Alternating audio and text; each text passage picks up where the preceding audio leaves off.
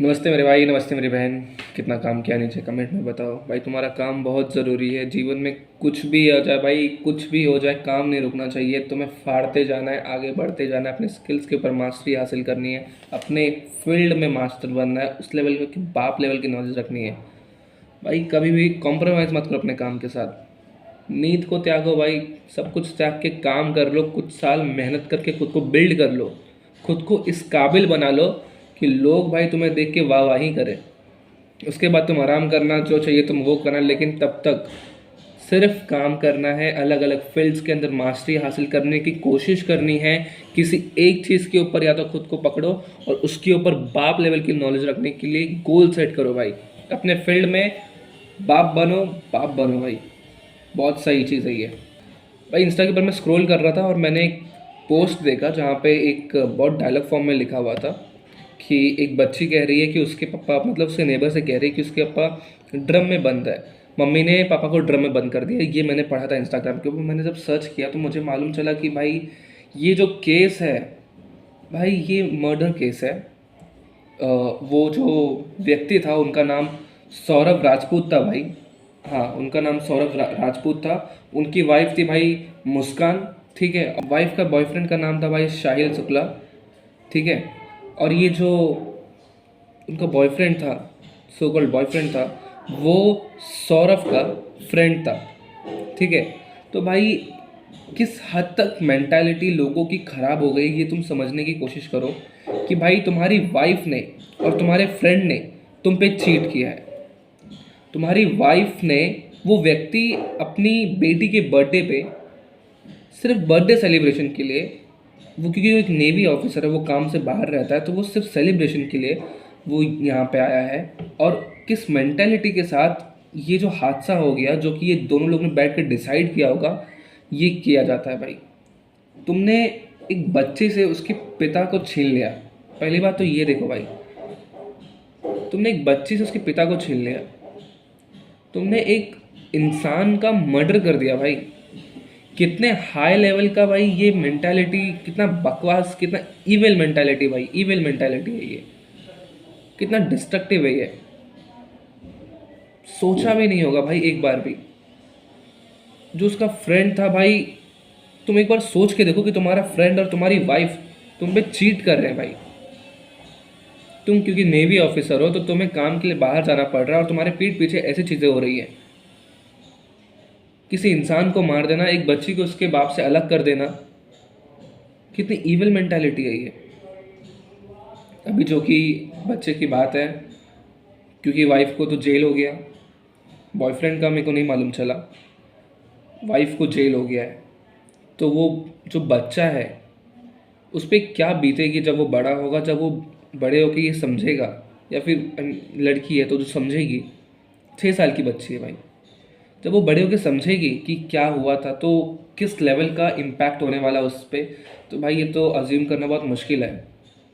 वो सोच के ही दहल जाएगी कि उसकी जो माता थी उन्होंने किस लेवल का काम किया था। भाई बहुत दुख होने वाला है उस बच्ची को। सेकंड चीज़ भाई, हम इंसान पे आते हैं। भाई जब तुम्हें मालूम हो, जनरली मैं ये इस केस की बात नहीं कर रहा हूँ, मैं ऑन जनरल तुम लोग से कह रहा हूँ कि भाई जब कोई इंसान डिस्ट्रक्टिव हो, जब तुम्हें लगे कि भाई तुम्हें निकल जाना चाहिए था, तब वहाँ क्यों रुकते हो भाई। बहुत हद तक तुम ये सीख गए हो कि भाई इंसान सामने वाला ख़राब है तो भाई मैं कोशिश करते रहूँगा, कोशिश करते रहूँगा, मैं उसे बदल दूंगा, मैं उसकी बिहेवियर में चेंज लाऊंगा, मैं ये कर दूंगा। भाई उससे बदलना है क्या? पहली बात तो ये समझो, क्या उसे बदलना है? क्या वो बदलना चाहता है? तो कैसे बदलोगे भाई? तुम कहीं के कोई भगवान नहीं हो कि तुम उसे बदल सको, क्योंकि तुमने ये बॉलीवुड या किसी मूवीज़ में देख रखा है, क्योंकि तुमने अपनी जो लव की जो डेफिनेशन है, भाई मैं सब कुछ चेंज कर दूंगा और उसकी लाइफ को बेहतर बनाऊंगा, फिर हम एक हैप्पी एंडिंग के साथ रहने वाले हैं। ये जो चूतिया सी जो मेंटालिटी तुमने अपने दिमाग में भर रखी है, उससे बदलो पहले तो। तुम्हें क्यों लगता है कि तुम उसे बदल दोगे जब वो व्यक्ति बदलना ही नहीं चाहता? उसका माइंडसेट नहीं है उस चीज़ में, उसका माइंडसेट टोटली अलग है। तुम कोई थेरेपिस्ट नहीं हो कि तुम उसे चेंज करोगे। कितनी साइको लेवल की माइंडसेट है भाई ये। जो लोग ऐसा काम करते हैं उनकी लेवल, भाई सोचो वो जो माइंड लेवल है उनका कितना साइकोपैथिक है। कितना डेंजरस है भाई सोसाइटी के लिए। और तुम ऐसे किसी लोगों को भी अगर जानते हो या फिर तुम समझते हो कि मैं इसे चेंज कर दूंगा या फिर मैं कोई बदलाव लाऊंगा, भाई ये कहाँ से सीख रहे हो? जब तुम्हें लगता है कि भाई ये रिलेशनशिप हमारे लिए डिस्ट्रक्टिव होने वाला है या फिर मुझे बहुत दुख पहुंचने वाला है, तो ऑन स्ट्रेट फॉरवर्ड भाई निकल जाओ ना। क्यों रुके हो? बदलने की ज़रूरत नहीं है उसे। ह्यूमैनिटी भाई वो बदलना नहीं चाहता, उसका माइंडसेट उस पे है ही नहीं कि वो बदले। उस माता पिता उसे बदल नहीं पाए, तो तुम बदल दोगे? तुम्हें सच में लगता है? तुम कोई थेरेपिस्ट नहीं हो, तुम कोई भगवान नहीं हो, तुम कोई महान व्यक्ति नहीं हो, कोई संत साधु नहीं हो कि तुम उसे बदल दोगे। और कोई नहीं बदल सकता भाई किसी को जब तक वो खुद से बदलना ना चाहे। उसे रियलाइज़ ही नहीं होगा, क्योंकि वो उसे बहुत नॉर्मल लगेगा उस व्यक्ति को। सोच के देखो, जहाँ पे तुम्हें नहीं रुकना है वहाँ पे तुम्हें नहीं रुकना है, सीधी सी बात है। जहाँ पे तुम्हें रहना चाहिए उस इंसान का बिहेवियर देखो, उसकी क्या मेंटालिटी है, वो कैसे ट्रीट करता है, वो कैसे रहता है। भाई इस सौरभ के जो माता पिता थे, भाई उनकी हालत सोचो। और जो उनकी वाइफ थी, भाई उनके मॉम डैड ने कहा कि भाई ऐसे को तो फांसी होनी चाहिए, क्योंकि जो व्यक्ति था वो बहुत प्यार करता था भाई अपनी वाइफ से। एंड हमें नहीं पता, मे भी कुछ चीज़ें उन्होंने नोटिस की हो एंड वो डिवोर्स लेने का सोच रहे हो। Maybe, we don't know, we don't know कि उन्हें क्या क्या देखा होगा या फिर कितनी चीज़ें नोटिस की होंगी। एंड वी कैन से कि वो डाइवोर्स लेने के लिए जा रहे होंगे या फिर भी उन्होंने डाइवोर्स नहीं लिया। चीज़ें नोटिसेबल तो कहीं ना कहीं होती है। व्यक्ति की बात नहीं करेंगे फिलहाल, क्योंकि भाई अब वो हो गया। ये तुम सबसे इन जर्नली बात है कि भाई जो तुम्हारा ये माइंडसेट है लव के प्रति, इससे पहले बदलो, इसे प्रैक्टिकली लॉजिकली सुधार लो।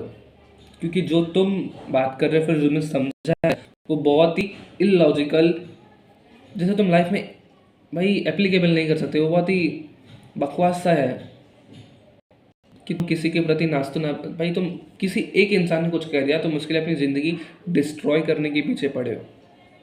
तुम अपने करियर को नस नाबूद कर दोगे उसे।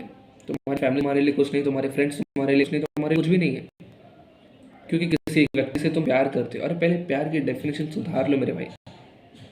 ये मैंने पिछली वीडियो में भी कहा था भाई, पहले अपने प्यार की डेफिनेशन सुधारो, लॉजिकली देखो चीज़ों, प्रैक्टिकली क्या चल पाएगा क्या नहीं, इसे बैठ के सोचो।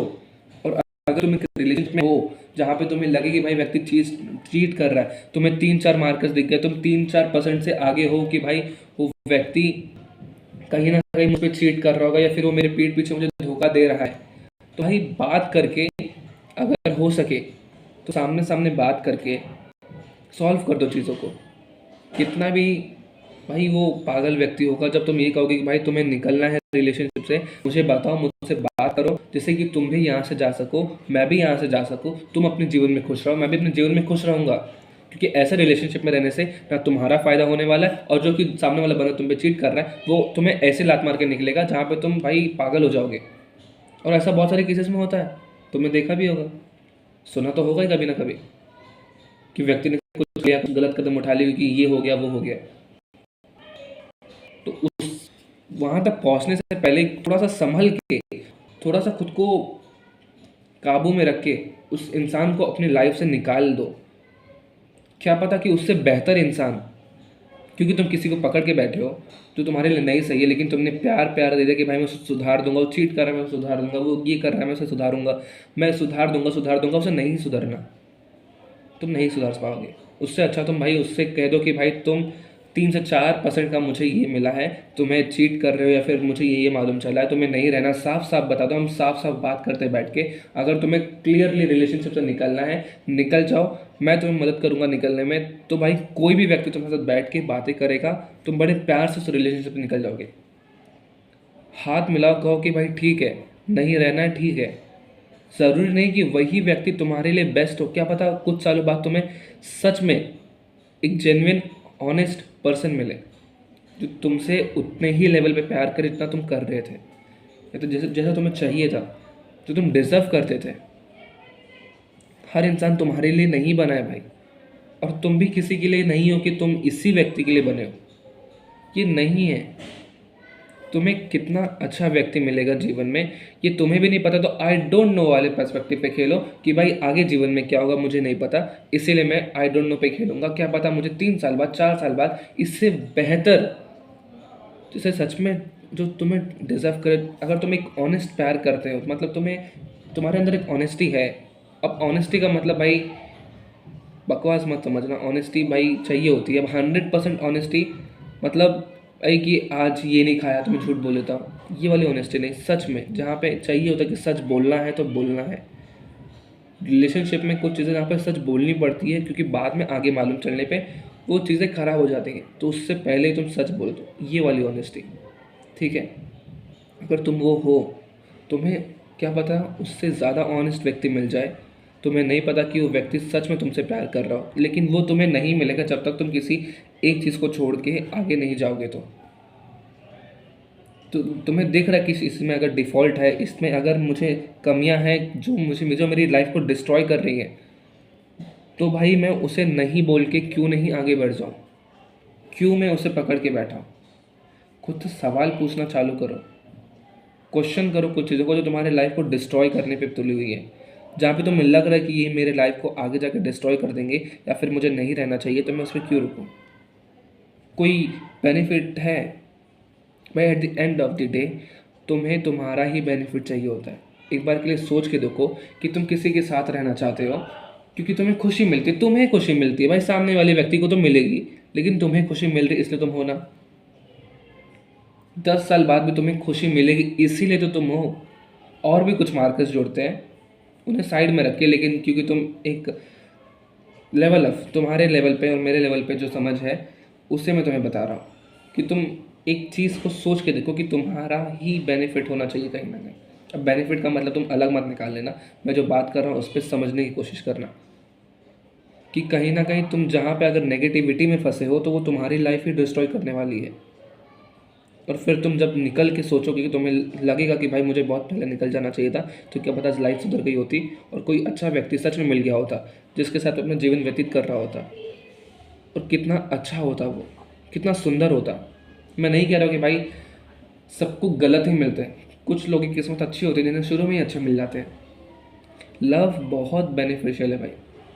जब तुम पढ़ना चालू करोगे तुम्हें मालूम चलेगा कि जो प्यार है, जो जेन्युइन में लव है, वो कितना बेनिफिट है जीवन में, कितने बेनिफिट्स देता है, कितने लेवल पे तुम्हारी मेंटल हेल्थ जो नहीं होती वो सुधार के रख देता है। बहुत सारे बेनिफिट्स होते हैं। और एट दी वाइस वर्सा में नेगेटिव भी होता है जो तुम्हारे जीवन को नस्त नाबूद करवा देगा, डिस्ट्रॉय ऐसे लेवल पे करेगा कि तुम सुधारने पे भी भाई रो दोगे, कि तुम रोगे किसी में बैठ के कि भाई मुझे नहीं करना चाहिए था। तो अपनी लव की डेफिनेशन को सुधार लो। जो व्यक्ति तुम्हारे लिए नहीं सही है वो नहीं सही है, उसे नहीं बोल के आगे बढ़ना सीख लो, वरना चीज़ें खराब होने पे नहीं सुधरती हैं।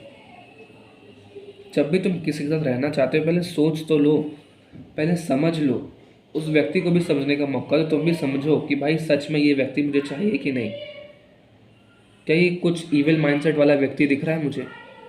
फिर दिख रहा है तो साइड हट जाओ, मैं सुधारूंगी या मैं सुधारूंगा ये वाला भाई जो चीज़ है इसे लेके मत चलो। उनके माँ बाप, उनसे बड़ा कौन होगा, वो भी उन्हें नहीं सुधार पाएंगे क्योंकि उनका माइंडसेट इतने लेवल पे बन चुका है जो कि तुम्हें नहीं मालूम चलेगा, क्या पता आगे जाके मालूम चले।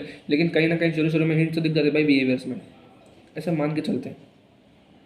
क्या पता तुम्हें बाद में मालूम चले, बाद में मालूम चले तो बाद में ही निकल जाओ, रुको मत। लेकिन खुद को महात्मा मत समझो, वरना तुम्हारी लाइफ ऐसे डिस्ट्रॉय होगी तुम रो दोगे। और मैं नहीं चाहता कि भाई किसी की भी लाइफ में कोई भी बुरा इम्पैक्ट पड़े, नहीं चाहता मैं।